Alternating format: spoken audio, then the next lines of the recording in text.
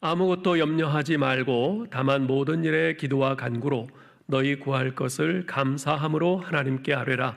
그리하면 모든 지각에 뛰어난 하나님의 평강이 그리스도 예수 안에서 너희 마음과 생각을 지키시리라. 아멘. 오늘은 너 근심 걱정 말아라 라는 제목으로 말씀을 전하겠습니다. 찬송은 곡조가 붙은 기도입니다. 하나님을 향한 고백과 탄원과 감사를 시로 승화시켜서 가락과 음률로 발현한 것이 바로 찬송가죠. 그래서 모든 찬송가의 각 장에는요, 하나님의 사람들이 자신들의 삶 속에서 체험한 하나님과 그분의 역사하심이 생생히 담겨 있습니다. 그래서 혹자는 찬송가를 하나님이 보내신 두 번째 시편이라고도 합니다. 사실 찬송가를 부르면서 우리가 얼마나 많이 은혜를 받는지 모릅니다. 약한 자가 찬송을 부르면서 샘을 얻고요, 기쁜 사람이 더욱 기뻐하고요, 슬픈 자가 위로를 받고, 또 임종의 그 무섭고 두려운 순간에도 찬송을 부르는 가운데 소망으로 이 세상을 떠나기도 합니다. 아마 여러분에게도 특별한 은혜가 되고 의미가 있는 찬송가가 몇 개쯤은 있을 줄 압니다. 물론 제게도 있어요. 한둘이 아니고 꽤 여럿 있습니다. 그래서 오늘부터 이제 매월 마지막 수요일에는요, 이제까지 제가 신앙생활 해오면서 제게 큰 은혜가 되었던 찬송가를 중심으로 여러분과 말씀을 나누려고 합니다. 매월 하나씩이니까 올해 전부 12곡의 찬송가를 여러분과 나누게 되겠는데요. 제일 먼저 오늘 여러분과 함께 나눌 찬송가는 382장 너 근심 걱정 말아라 입니다. 우리 먼저 다 같이 한번 불러보고 말씀을 나눌까요? 찬송가 382장입니다.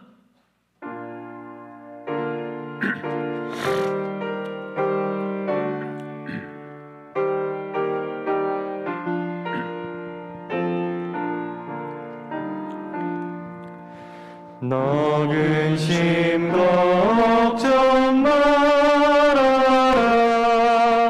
주 너를 지키리. 주 날개 밑에 거하라. 주 너를 지키리. 주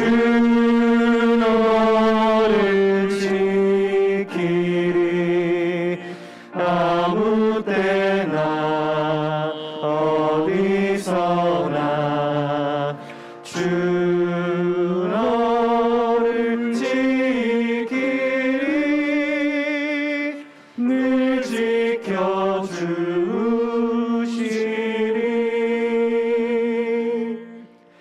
어려워 낙심될 때에 주 너를 지키리. 위험한 일을 당할 때 주 너를 지키리. 주 너를 지키리. 아무 때나 어디서나 주 너를 지키리. 늘 지켜주시리.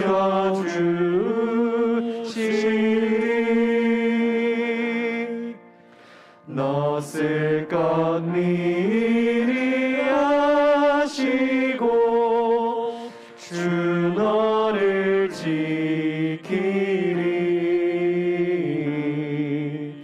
구하는 것을 주시며 주 너를 지키리.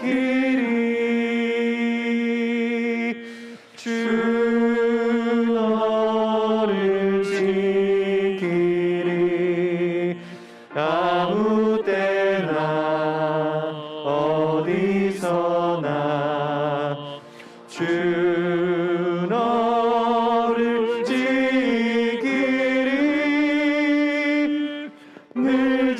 지켜주시니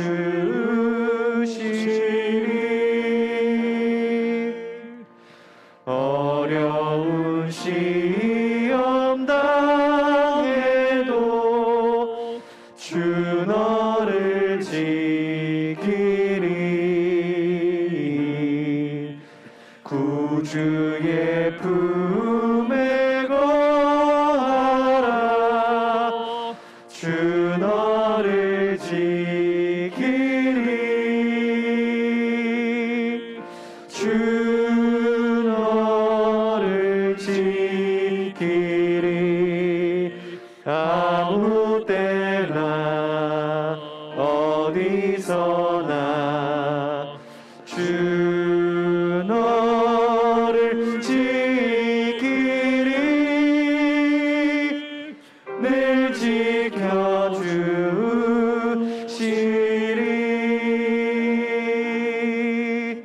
아멘.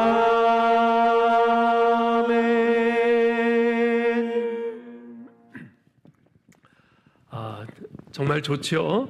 얼마나 은혜스러운 찬송인지 모릅니다. 이 찬송은 어떤 근심 걱정되는 일이 저를 짓누를 때 제가 자동으로 입에서 웅얼웅얼 거리는 찬송입니다. 이 찬송을 조용히 묵상하면서 웅얼웅얼 하면서 부르노라면 근심 걱정으로 요동쳤던 마음이 차분히 가라앉으면서 평안해지곤 합니다. 사실 우리가 인생을 살다 보면 수많은 염려, 근심, 걱정거리들이 밀려오죠. 자식 걱정, 부모님 걱정, 직장 걱정, 학교 공부 걱정, 결혼 걱정, 진로 문제에 대한 걱정, 돈 걱정, 사람들이 나를 어떻게 볼까 걱정, 사람들 앞에서 내가 어떻게 처신해야 하나 걱정. 정말 걱정거리가 한두 가지가 아닙니다. 어찌 보면 우리의 하루하루는 염려와 걱정으로 시작해서 근심으로 끝난다고 해도 과언이 아닙니다. 특히 코로나19에 사로잡혀 있던 작년부터 지금까지 우리의 일상은 염려, 근심, 걱정이 한시도 떠날 때가 없었습니다. 그 힘든 세월을 하나님의 은혜로 겨우겨우 견디며 여기까지 왔지요. 이렇듯 염려, 근심, 걱정에서 결코 자유로울 수 없는 것이 우리의 인생인데요. 사도 바울은 아무것도 염려하지 말라고 합니다. 6절 말씀을 보세요. 아무것도 염려하지 말고 다만 모든 일에 기도와 간구로 너희 구할 것을 감사함으로 하나님께 아뢰라. 아무것도 염려하지 말라. 이 말을 정확하게 번역하면 걱정하는 것을 중단하라는 뜻입니다. 걱정하는 것을 중단하라. 사실 염려라는 것은 자신이 통제할 수 없는 것들에 대한 쓸데없는 걱정을 의미합니다. 내가 통제할 수 있는 일이라면 왜 걱정합니까? 내가 해결하면 되죠. 그렇습니다. 우리가 염려하는 것들은요, 우리 손을 벗어난 일들이에요. 전혀 우리가 통제할 수 없는 일들입니다. 그래서 걱정하는 것이죠. 그러나 걱정한다고 해서 해결되는 것은 없습니다. 그저 얼굴에 주름만 늘고 흰머리만 늘어갈 뿐입니다. 사실 바울과 빌립보 교인들은요, 염려해야 할 충분한 이유들이 있었습니다. 왜냐하면 바울은 감옥에 갇혀 있었고요, 빌립보 교인들은 외부적으로는 박해의 위협에, 그리고 내부적으로는 교인들 간의 다툼과 거짓 교사들의 잘못된 가르침에 직면해 있었기 때문에 그렇습니다. 이 정도 상황이면 염려하지 않는 것이 오히려 이상한 것 아니겠어요? 그런데 염려하지 말라 그래요. 걱정하는 것을 중단하래요. 바울은 그들이 직면하고 있는 문제들과 그로 인해서 겪고 있는 괴로움을 가볍게 여겨서 그런 말을 한 것일까요? 그렇지 않습니다. 바울이 그런 말을 하는 까닭은 그 모든 문제 상황들과 그로 인한 모든 괴로움보다 우리 하나님이 더 크시다는 것을 알고 있기 때문에 그렇습니다. 또한 그 모든 것을 아시는 하나님께서 자기 백성을 사랑하시고 돌보신다는 사실을 믿고 있었기 때문에 그런 것입니다. 그래서 바울은 염려하는 대신 기도하라고 권고합니다. 사실 염려나 기도는 어떤 상황이나 문제와 관련된 것이라기보다는 하나님에 대한 신뢰와 관련된 것입니다. 즉 그리스도인에게 있어서 염려는 근본적으로 하나님의 보호하심과 인도하심에 대한 신뢰의 결핍이라고 할 수 있습니다. 반면에 기도는요, 근본적으로 나의 주인 되신 하나님의 보호하심과 인도하심에 대한 신뢰의 표현인 것입니다. 그래서 기도는 로드십, 주님의 주인 되심을 가장 온전히 인정하는 행위라고 할 수 있습니다. 여기서 우리가 반드시 알아야 할 것이 있는데요. 그것이 뭐냐면 어떤 문제 상황에서 그것을 해결할 방법을 세상에서 찾을 때 그것은 염려로 나타나게 되고, 반대로 그 해결 방법을 하나님에게서 찾을 때 그것은 기도로 나타난다는 것입니다. 그리고 그 결과는 염려는 우리의 패배로 종착되고, 기도는 우리에게 하나님의 은혜와 평강이 주어지는 것으로 귀결됩니다. 근데 사도 바울은 염려하지 말고 기도하라 하고 이렇게 권면하는 데서 한 걸음 더 나아갑니다. 모든 일에 감사함으로 하나님께 아뢰라 그래요. 감사함으로 하나님께 아뢰라. 여러분 보세요. 이런 근심과 걱정과 염려거리가 많은 이런 상황에서 불평, 원망, 염려, 근심, 걱정 안 하는 것만 해도 대단하다 할 수 있을 겁니다. 그런데 오히려 감사하래요. 감사하래요. 솔직히 이게 말이나 되는 소리입니까? 모든 일에 감사하라는 말이 너무나도 좋은 말임에도 불구하고 선뜻 우리의 가슴속 깊이 와닿지 않는 까닭은 바로 이 때문이죠. 예. 너무나도 좋은 말이에요. 모든 일에 감사하라. 그렇지만 실제로 우리 현실 상황 속에서 내게 이런저런 불평, 원망, 근심, 걱정거리들이 널려 있는데, 그런 것이 나를 짓누르고 압박하는데, 어떤 때는 정말 이런 것 때문에 정말 미칠 지경인데, 그런 상황에서 감사하라니, 정말 내 상황을, 내 아픔과 괴로움을 몰라도 한참 모르는 말씀 아닌가, 이런 생각이 들 때가 있는 거죠. 그래서 언뜻 우리 마음에 안 와닿아요. 자, 그러면 어째서 사도 바울은 그와 같은 염려와 걱정의 상황에서 오히려 감사함으로 기도하라고 하는 것일까요? 좀 전에 말씀드리기를 기도는 하나님에 대한 신뢰의 표현이라고 했습니다. 그러한 하나님에 대한 신뢰를 가일층 더하는 것이 바로 감사인 것입니다. 왜냐하면 감사한다는 것은 현재 나를 둘러싸고 있는 이 문제 상황 속에서도 하나님께서 나를 위해 역사하고 계심을 신뢰하는 것이기 때문에 그렇습니다. 감사하며 기도한다고 하는 것은 하나님께서 반드시 나의 기도에 가장 좋은 것으로 응답하신다는 것을 내가 신뢰하는 것이기 때문에 그렇습니다. 우리가 이렇게 염려를 멈추고 감사함으로 하나님께 기도와 간구를 하게 될 때 어떤 결과가 따라온다고 말씀합니까? 7절 보세요. 그리하면 모든 지각에 뛰어난 하나님의 평강이 그리스도 예수 안에서 너희 마음과 생각을 지키시리라. 이 말씀은 언뜻 논리적으로 맞지 않는 것처럼 보입니다. 사실 너희가 염려하지 않고 감사함으로 기도하면 하나님께서 너희의 모든 염려거리를, 그 문제들을 다 해결해 주신다, 이렇게 돼야 논리적으로 맞는 것 아니겠습니까? 근데 그렇게 말씀하시지 않고 너희가 염려하지 말고 감사하면서 기도하면 하나님의 평강이 그리스도 예수 안에서 너희 마음과 생각을 지키실 것이다 라고 말씀을 해요. 문제가 해결될 것이라는 말은 어디에도 없어요. 예, 그야말로 동문서답 같은 결론이 아닐 수가 없습니다. 그러나 이 말씀은요, 결코 동문서답 같은 결론이 아닙니다. 이것은 보다 근본적인 것을 해결해 주신다는 것입니다. 사실 우리의 염려는요, 우리의 마음에서부터 시작합니다. 그리고 그 염려는 우리의 생각을 통해서 자라납니다. 즉 우리는 생각을 통해서 염려를 키워가는 거죠. 근데 우리가 감사하면서 기도하면, 즉 우리가 하나님의 선하심과 보호하심과 인도하심을 신뢰하면서 기도하면 하나님께서 염려가 우리 안에서 더 이상 자라지 못하도록 평강으로 우리의 마음과 생각을 지켜주신다는 것입니다. 근본적으로 우리가 염려, 근심, 걱정에 휘둘리지 않도록 막아주시는 것이지요. 자, 그런데 그 평강은 어떤 평강이라고 그래요? 모든 지각에 뛰어난 하나님의 평강이라고 그래요. The peace of God which surpasses all our understanding. 예? 우리가 이해할 수 있는 우리의 이해력을 뛰어넘는 평강이에요. 여러분, 우리가 이해할 수 있는 우리의 이해력의 한계 내에 있는 평강은 어떤 거예요? 네? 지금 나에게 큰 병이 있어요. 이것 때문에 내가 마음이 평안하지 못해요. 그렇다면 내가 평안하려면 어떻게 해야 돼요? 이 병이 없어져야죠. 고침받아야죠. 그래야 내 마음이 평강한 거예요. 이게 우리의 이해력 한계 내에서의 평강이에요. 지금 우리가 경제적으로 너무나 궁핍해가지고 마음이 평안하질 못해요. 그러면 어떻게 해야 평안할 수 있습니까? 이 경제적인 문제가 해결돼야 돼요. 갑자기 로또라도 맞아서 큰 돈이 생겨서 모든 경제적인 문제가 해결돼야지 평안해질 거예요. 이게 우리의 이해력 한계 내에서의 평강이에요. 그런데 하나님이 우리에게 주시는 그 평강은 모든 지각에 뛰어난 평강, 우리의 이해력의 한계를 뛰어넘는 평강이에요. 문제가 해결되지 않고 여전히 나를 둘러싸고 있는데도 그럼에도 불구하고 평안한 거예요. 그것은 사람들이 결코 이해할 수 없는 평안, 곧 모든 지각에 뛰어난 평강이죠. 그런 하나님의 평강은 우리를 둘러싸고 있는 먹구름과 폭풍우가 빼앗아갈 수 없는 평안이요, 모든 환경과 상황을 초월하는 평안인 것입니다. 이 평안이 누구에게 주어집니까? 기도와 감사함으로 하나님을 신뢰하는 자에게 주어진다고 말씀합니다.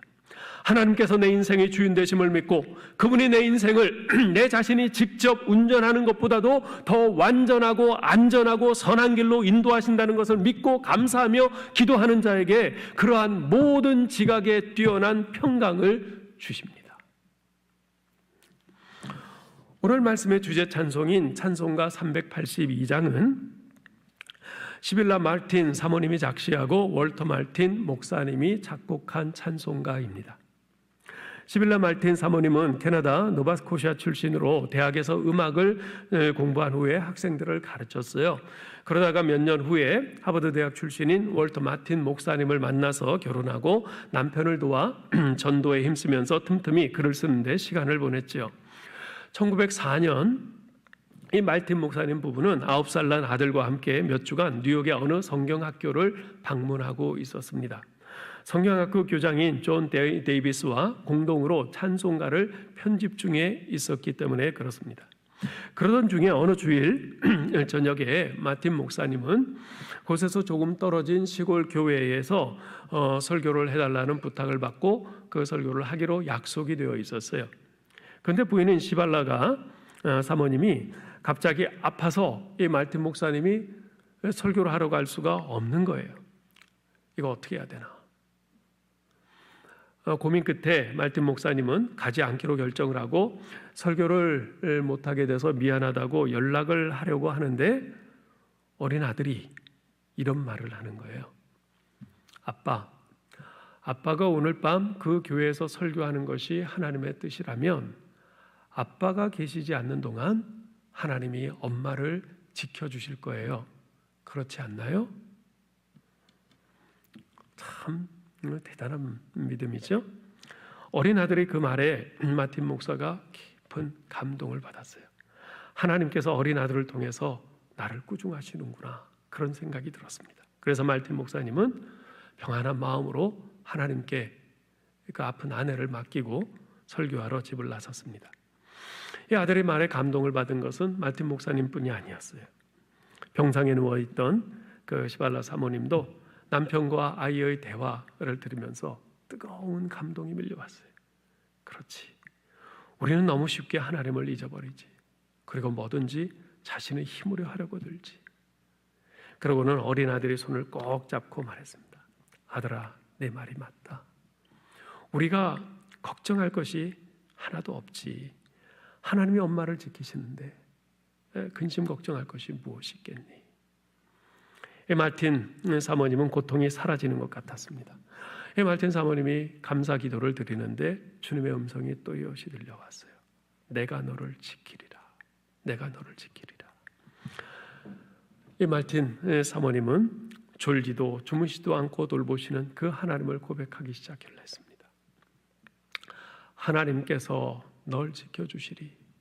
매일매일, 그리고 마지막까지 그분이 널 지켜주시리. 하나님께서 널 지켜주시리. 막 머릿속에서 떠오르는 이 생각, 들려오는 주님의 음성을 쪽지에 막 적어 내려갔습니다. 그날 저녁 마틴 목사님의 집에는 성공적이었어요. 수십 명의 결신자들이 생긴 아주 참으로 은혜스러운 집회였습니다. 말틴 목사님은 기쁨과 감사로 예배를 마치고 병든 아내가 한편으로 걱정이 돼서 빨리 돌아왔어요. 기쁨에 찬 마틴 목사님을 병상에서 맞는 시빌라 사모님도 기쁨이 가득했어요. 환한 미소로 남편에게 손을 내밀면서 쪽지를 건네주었습니다. 뭔가 해서 봤더니 거기에 너 근심 걱정 말아라, 이 가사가 쭉 적혀 있어요.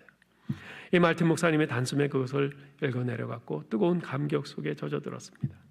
쓸데없이 걱정한 일을 하나님께 회개하고 곧바로 그 자리에서 올겐 앞에 앉아서 단숨에 음표를 오선지에 적어 내려갔어요. 30분 만에 찬송과 곡을 하나 완성을 했습니다. 참으로 위대한 찬송이 탄생하는 순간이었죠. 그 찬송이 바로 우리가 부른 382장 너 근심 걱정 말아라 입니다.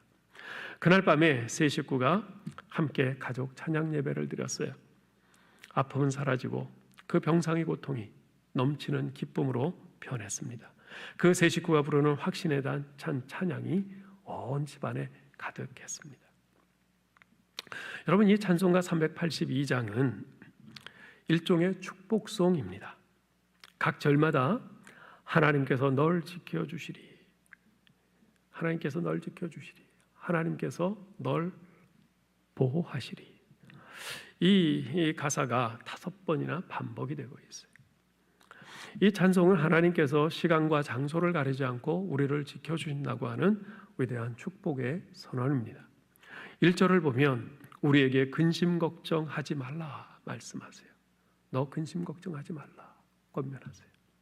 일찍이 모세는 나이 120세가 되어 자신의 후계자로 여호수아를 세운 후에 이스라엘 백성들에게 유언처럼 다음과 같은 말을 남겼습니다.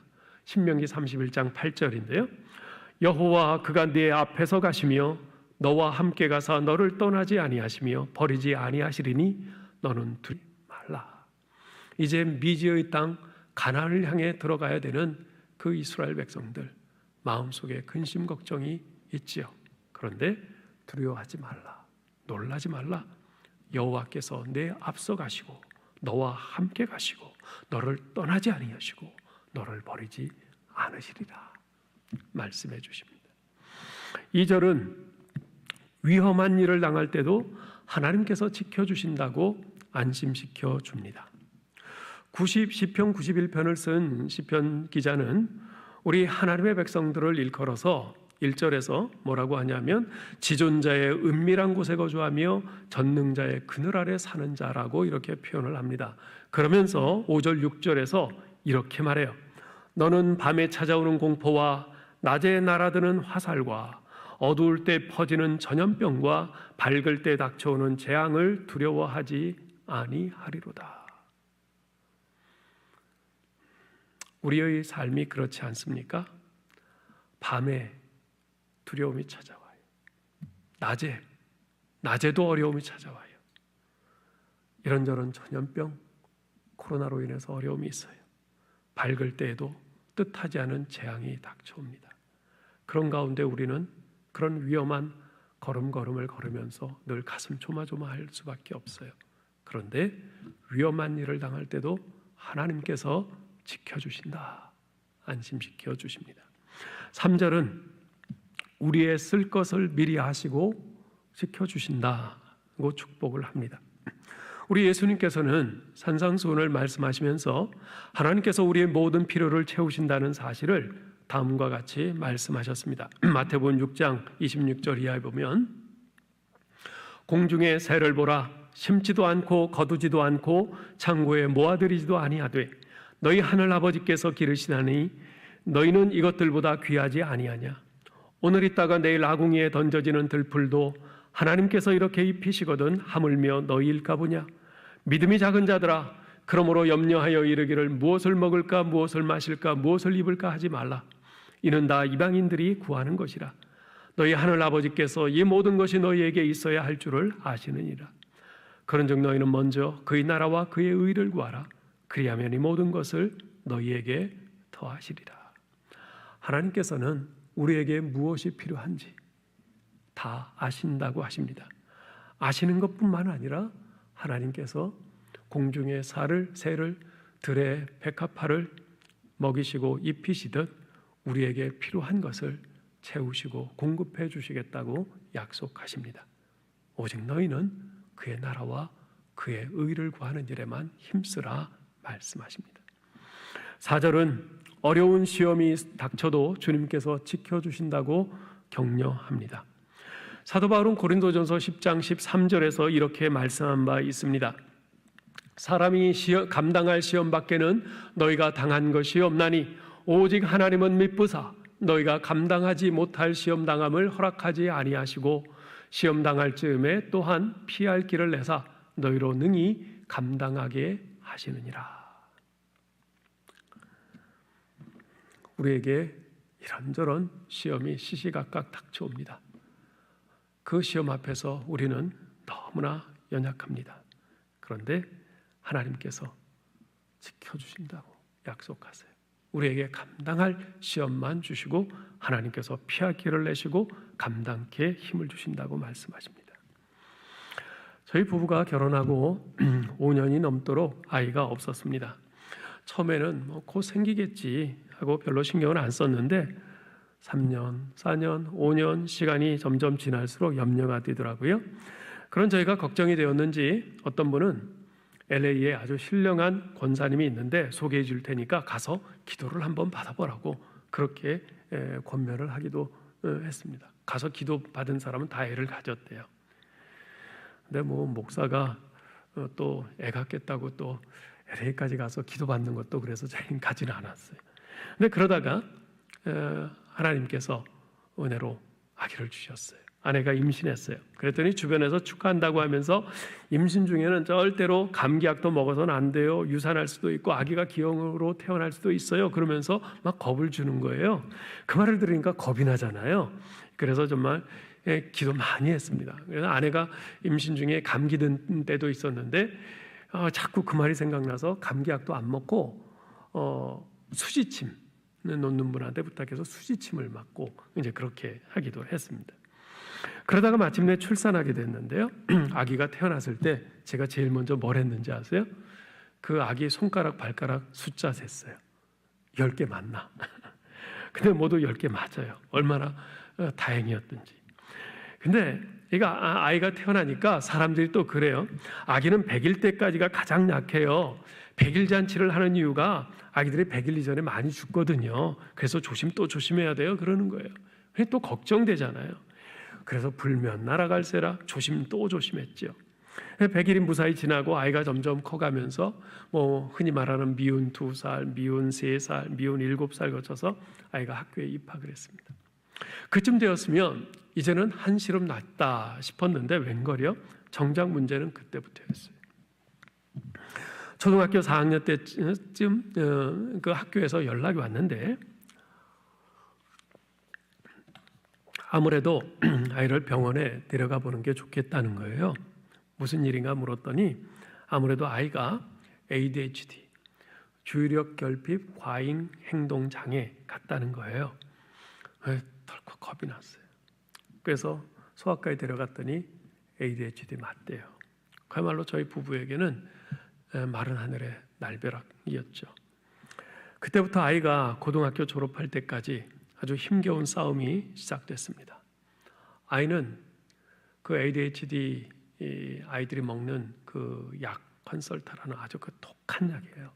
그 독한 약을 매일 먹고 학교를 가야 했어요. 그렇지 않으면 행동이 제어가 안 되니까. 근데 그 약을 먹으면요, 아이가 식욕이 없어져요. 그리고 온몸에 힘이 쫙 빠지고 축 늘어져요.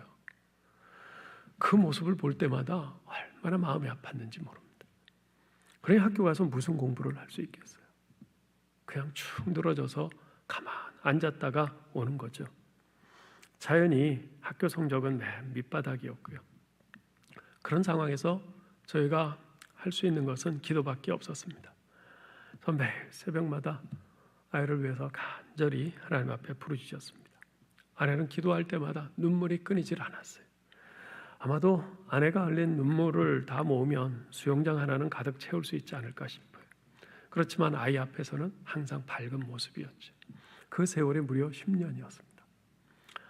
그러나 아이는 좀처럼 나아지지 않았어요.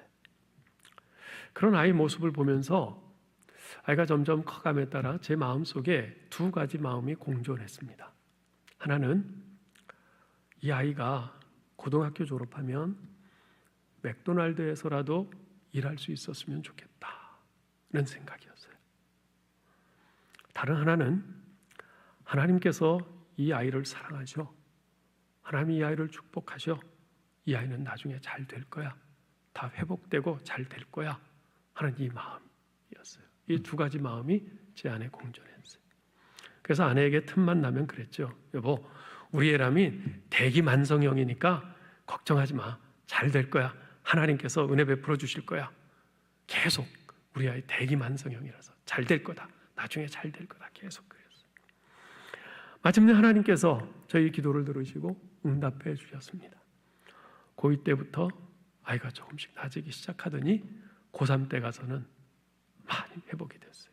어느 날 아이가 이제부터는 자기가 약을 안 먹고 견뎌보겠다 그러는 거예요. 약을 먹으면은 늘어져서 그렇게 힘이 없고 그래서 공부를 잘 못하니까 약을 안 먹고 견뎌보겠대요. 그러면서 아이가 약을 안 먹고도 잘 버틸 수 있게 됐고 학업 성적도 쑥쑥 올라갔어요. 그에 따라 본인도 자신감이 점점 많이 생겼고요. 고등학교를 잘 마쳤어요. 대학도 하나님의 은혜로 잘 들어가고 대학도 잘 마치고 재작년에는 결혼도 해서 가정도 꾸렸습니다.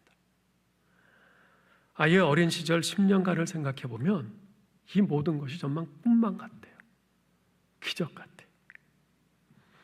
하나님께서는 우리가 아이를 사랑하는 것보다 더 사랑하셨고 우리가 아이를 지키고 보호하려고 한 것보다 더 확실하게 우리 아이를 지키시고 보호해 주셨습니다. 무엇보다도 감사한 것은 아이가 그 모든 것이 다 하나님의 도우심이요 은혜임을 확실히 알고 고백한다는 것입니다. 전 찬송가 382장 너 근심 걱정하지 말아라, 이 찬양을 부를 때마다 아이가 힘들었던, 그리고 그 아이와 함께 우리 부부가 같이 힘들었던 그 10년의 세월이, 그 기억이 떠오르곤 합니다. 그때 하루하루 근심 걱정의 무게가 우리 어깨를 짓눌렀던 그 힘든 때에 너 근심 걱정하지 말아라, 내가 너희를 지켜주마 말씀하시며 위로해 주신 하나님의 은혜가 새록새록 기억이 납니다. 지금도 물론 이런저런 어려움들이 있습니다. 지금은 아이보다는 연로하신 우리 부모님, 늘 편찮으시고 자주 아프시는 그 부모님 걱정이 늘 있습니다. 또 목회를 하면서 우리 교우들 걱정 늘 있고요. 그러나 이 찬송을 부르면서 지난날 하나님께서 이보다 훨씬 더 어렵고 힘들었던 때도 지키시고 돌보시고 인도하셨던 것을 생각하면서 다시금 하나님께 은혜를 구하며 감당해 나가고 있습니다. 우리 사랑하는 성도 여러분, 현재 우리는 이 코로나19로 인해서 내일이 어떻게 될지 한 치 앞도 자신할 수 없는 불안하고 염려와 근심 걱정이 가득한 상황 가운데 있습니다. 이런 상황에서 우리에게 가장 필요한 것은 너 근심 걱정 말아라, 내가 너를 지켜주마 약속하시는 하나님 아버지에 대한 믿음입니다. 신실하신 주님의 약속을 믿고 의지하시기 바랍니다. 고아의 아버지라 불리는 영국의 조지 밀러는 이런 말을 했습니다. 믿음의 시작은 염려의 끝이요 염려의 시작은 믿음의 끝이다. 너희가 염려하느냐? 너희 믿음이 죽을 것이다. 너희가 믿음을 갖겠느냐? 너희 염려가 죽을 것이다. 여러분, 이 믿음을 갖고 우리가 염려가 우리의 어깨를 짓누를 때마다 우리가 기도해야 합니다. 기도해야 이길 수 있습니다. 염려를 이길 수 있는 유일한 방법은 바로 하나님을 믿음으로 의지하며 기도하는 것입니다. 주님 앞에 부르짖어 기도하고 또 기도하고 또 기도하면 주님께서 우리의 기도에 귀를 기울이시고 응답하십니다. 목사님, 너무 피곤하고 힘들어서 너무 지쳐서 하나님 기도할 힘이 없어요. 기도할 힘이 없으십니까? 그러면 찬송하시기 바랍니다. 찬송 부를 힘도 없어요. 그러면 찬송을 들으시기 바랍니다. 찬송 들으시고 찬송을 들으세요. 너 근심 걱정 말아라, 주 너를 지키리. 찬송가 382장을 듣고 또 들으시기 바랍니다. 이 찬송을 들으시면서 마음의 위로함을 받고 찬송을 따라 부르실 수 있기를 바랍니다. 그것이 곡조 있는 기도가 되어서 마음속에 위로를 주고 용기를 주고 새 힘을 허락해 줄 것이며 모든 어려움을 이길 수 있도록 여러분을 도우실 것입니다. 우리 사랑하는 성도 여러분, 이 시간에 우리 다같이 찬송가 382장을 다시 한번 부르겠습니다. 여러분은 무겁게 짓누르고 있는 근심 걱정 염려를 이 찬송을 부르면서 다 날려버리실 수 있기를 바랍니다. 여러분을 사랑하시고 은혜 베풀어 주시고 지켜주시고 여러분의 필요를 공급하시고 채워주시는 우리 하나님의 신실하심을 바라보면서 다같이 믿음으로 이 찬송을 힘차게 부르겠습니다. 너 근심 걱정 말아라, 주 너를 지키리. 주 날개 밑에 거하라, 주 너를 지키리. 주 너를 지키리. 아무 때나 어디서나 주 너를 지키리. 늘 지켜주시리. 우리 믿음의 선진을 통해 이 귀한 찬송가를 저희에게 허락하심을 감사합니다. 아무것도 염려하지 말고 오직 모든 일에 기도와 간구로 너희 구할 것을 감사함으로 하나님께 아뢰라. 그리하면 모든 지각에 뛰어난 하나님의 평강이 그리스도 예수 안에서 너희 마음과 생각을 지키시리라. 이 귀한 말씀을 사도 바울을 통해서 저희에게 허락하심을 감사합니다. 하나님, 오늘 이 말씀과 이 찬송을 저희가 붙들고 우리 어깨를 짓누르던 그 모든 근심 걱정 염려를 믿음으로 떨쳐버리고 우리 하나님을 바라봅니다. 하나님을 신뢰합니다. 우리 모든 성도들에게 하늘의 신령한 은혜를 더하여 주시옵소서. 그 기도들에 응답해 주시옵소서. 근심 걱정 떠나가고 하늘 평안, 모든 지각에 뛰어난 하늘 평안으로 우리 성도들과 그 심령과 가정을 가득 채워 주시옵소서. 지금은 우리 주 예수 그리스도의 은혜와 하나님 아버지의 극진하신 사랑하심과 성령님의 교통하심이 오직 믿음으로 우리 하나님을 바라보고 신뢰하고 감사함으로 기도하는 가운데 우리를 짓누르던 모든 근심 걱정 염려를 떨쳐버리고 오직 나를 지키시고 나와 함께 하시는 우리 하나님을 찬양하면서 주님 앞에 더 믿음으로 나아가기를 소원하는 사랑하는 주님의 모든 백성들 머리 위에 이제로부터 영원까지 함께 하실지어다. 아멘.